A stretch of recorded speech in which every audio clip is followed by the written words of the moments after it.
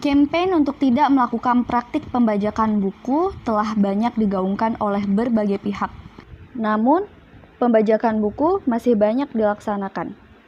Terbukti dengan maraknya jual beli buku bajakan di pasaran saat ini.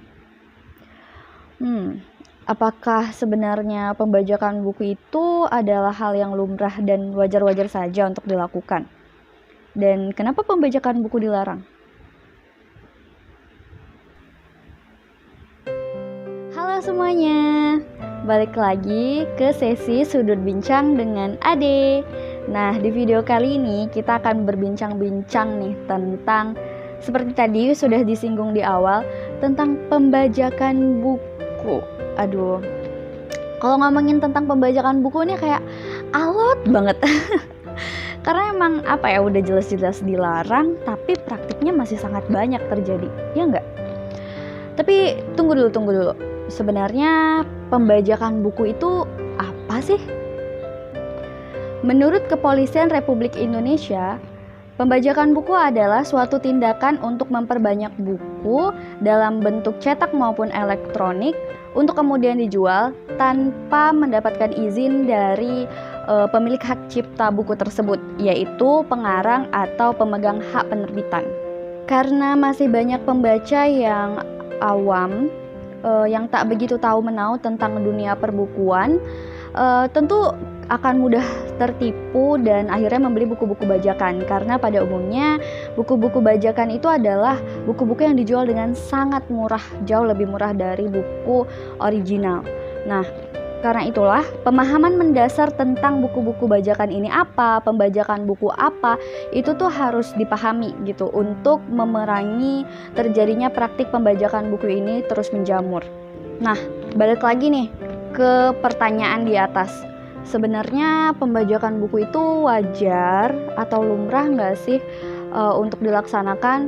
Kok ya masih banyak aja terjadi gitu.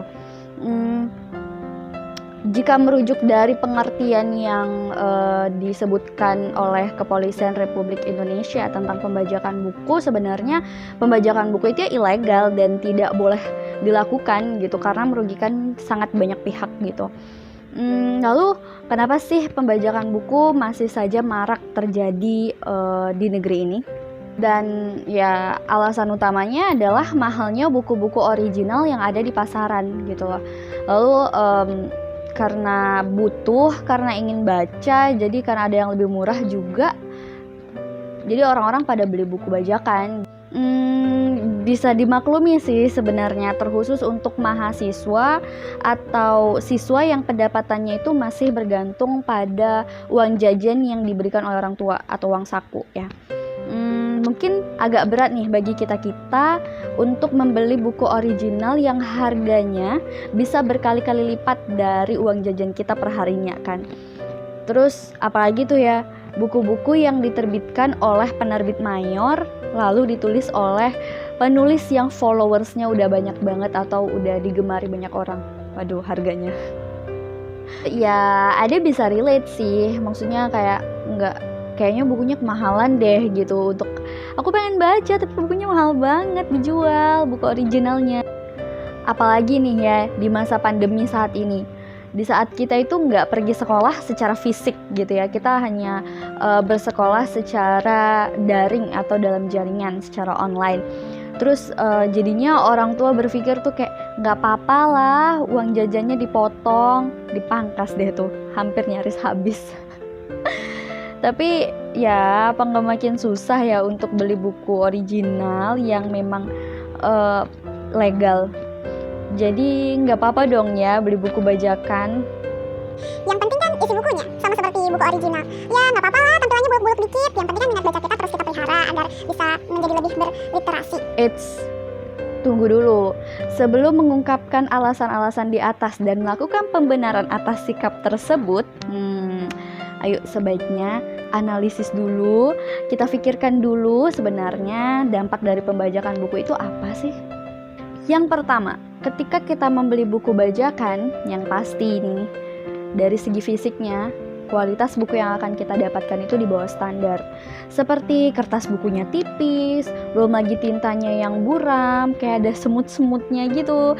Dan plusnya lagi nih, ketika baca novel ya, tiba-tiba ada beberapa halaman yang hilang, lompat deh ke halaman berapa berikutnya.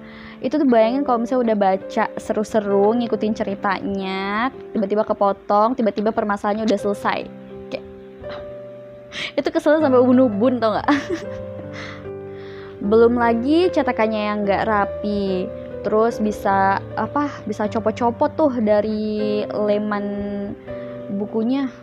Nah, yang pertama tadi itu adalah kerugian yang kita dapatkan secara fisik atau secara nyata ketika kita membeli buku bajakan. Lalu, tanpa kita sadari, yang kedua, kita dengan membeli buku bajakan merugikan sangat banyak pihak. Nih, ada jabarin secara detail ya. Pihak pertama yang pastinya kita rugikan adalah penulis buku yang kita beli secara bajakan. Nah, bayangin ya, penulis itu tuh udah menuangkan idenya ke dalam bentuk tulisan, dan itu tuh nggak mudah karena mentransformasikan pemikiran ke dalam bentuk tulisan yang mudah kita pahami itu butuh proses, butuh latihan. Lalu belum lagi kalau misalnya si penulis melakukan riset terlebih dahulu untuk menulis buku tersebut. Itu tuh riset itu tuh memakan waktu, pikiran, materi, dan tenaga si penulis. Bayangin kalau misalnya kita nikmati karyanya hanya secara cuma-cuma, ya royaltinya tuh nggak nyampe kalau kita belinya buku bajakan. Tapi kan Kak, dapat pahala si penulisnya karena ilmu pengetahuan yang udah kita dapatkan dari hasil tulisannya. Iya bener sih dapat pahala, tapi kan kitanya jadi orang yang zolim gak sih kalau kayak gitu? Gimana nasib si penulis nih kalau misalnya dia mencari nafkah itu dari hasil dia menulis? Ibaratnya tuh ya, kita tuh kayak memutus rezeki seseorang secara tidak langsung dengan membeli buku bajakan. Padahal dalam menerbitkan satu buku tuh ada banyak banget pihak yang terlibat di dalamnya, yang perputaran ekonominya dapat terselamatkan, seperti penulis, editor, layouter, perancang sampul, buruh cetak, operator mesin jilid, operator mesin potong kertas, terus operator plastik wrapping, karyawan di gudang perusahaan distribusi, para sopir yang mengirimkan buku-buku ke toko buku, hingga karyawan toko-toko buku dan segenap reseller. Banyak kan? Itu tuh belum semuanya ada sebutin, itu tuh masih hanya beberapa yang ada tahu aja. Dan ibaratnya jika kita membeli satu saja buku bajakan, kita sudah merugikan begitu banyak pihak beserta dengan segenap keluarganya yang hidupnya bergantung pada nafkah orang-orang yang berkontribusi dalam penerbitan sebuah buku. Pihak selanjutnya yang dirugikan ketika kita membeli buku bajakan adalah pemerintah atau negara kita gitu.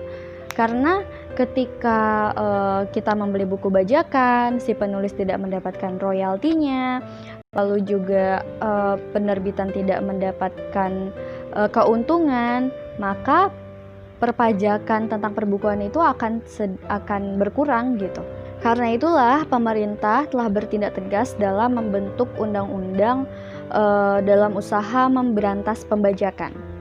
Nih biasanya nih di buku-buku yang kita punya ada juga dituliskan Undang-Undang Republik Indonesia tentang hak cipta dan ketentuan pidana jika melaksanakan praktik pembajakan buku. Nah, dibacain aja ya. Menurut Undang-Undang Republik Indonesia Nomor 19 Tahun 2002 tentang hak cipta, lingkup hak cipta itu dilindungi oleh negara. Lalu untuk ketentuan pidana bagi orang-orang yang melaksanakan praktik pembajakan buku adalah terdapat pada pasal 72 yang berbunyi 1.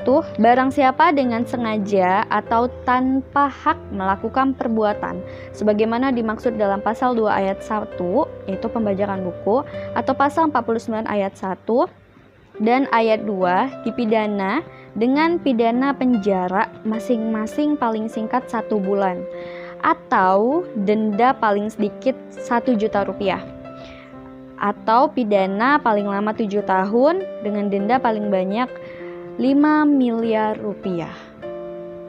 Dan yang kedua, barang siapa dengan sengaja menyiarkan, memamerkan, mengedarkan, atau menjual kepada umum suatu ciptaan atau barang hasil pelanggaran hak cipta atau hak terkait sebagaimana dimaksud pada ayat 1, dipidana dengan pidana penjara paling lama 5 tahun dan denda paling banyak 500 juta rupiah.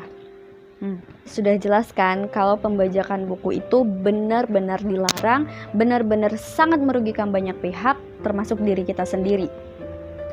Nah, jika kita tetap membeli buku bajakan setelah tahu hal-hal yang dijabarkan di atas, maka kita menjadi pembaca yang egois. Sejujurnya, Ade itu juga pastinya pernah membeli buku bajakan. Pernah banget lah gitu, apalagi dulu Ade tuh nggak tahu ya namanya mana buku bajakan, mana buku original, ada pembagian-pembagian yang seperti itu. Ade hanya tahu buku itu ya udah buku ditulis oleh seseorang lalu dijual, that's it gitu. Nggak ada pembagian-pembagian pembajakan original dan sebagainya. Apalagi di daerah Ade itu tuh nggak ada toko buku offline yang menjual buku-buku original. Itu literally nggak ada. Ade tuh harus ke kota yang jauhnya itu 2 jam dari rumahnya Ade, Medan sih itu. Jadi setelah Ade jadi mahasiswa ilmu perpustakaan, setelah Ade kuliah dan melihat dunia luar, dan paham juga dengan perbukuan, literasi, apalagi kan dunia perpustakaan itu sangat menghargai dan melindungi hak cipta gitu. Jadilah Ade sekarang lebih dan sangat aware dengan isu ini gitu. Dan Ade harapkan adik-adik yang masih seperti Ade dulu, yang masih tidak tahu itu buku bajakan atau tidak, jadi lebih cepat teredukasi gitu, agar pembajakan buku ini tidak terus-menerus ada gitu. Karena dengan membeli buku bajakan kita merugikan banyak pihak dan ya kita tidak menghargai hasil kerja keras penulis, penerbit, dan negara gitu. Kita jadi berkontribusi dalam merugikan pihak-pihak tersebut gitu. Jadi mari beli buku original. Dengan begitu kita jadi turut berkontribusi untuk menyejahterakan dan melanjutkan produksi buku dan penyebaran ilmu pengetahuan secara legal dan baik di negeri kita, sehingga kita menjadi bangsa yang literat. Jadi mari menjadi pembaca dan pembeli buku yang cerdas dengan membeli buku original. Karena dengan membeli buku original kita dapat menyejahterakan penerbitan, menyejahterakan penulis, sehingga penulis menjadi lebih semangat untuk terus menelurkan karya-karyanya, karena royaltinya nyampe ke dia gitu. Dengan kita membeli buku original juga kita mendukung semakin cepatnya penyebaran ilmu pengetahuan di negeri kita, sehingga negeri kita menjadi bangsa yang lebih literat. Jadi gitu aja sih bincang-bincang bareng Ade. Semoga bermanfaat, semoga bisa menjadikan pembelajaran untuk teman-teman semuanya. Mungkin video ini ada lanjutannya nanti, tungguin aja, mungkin 2 atau 3 hari lagi. See you and bye.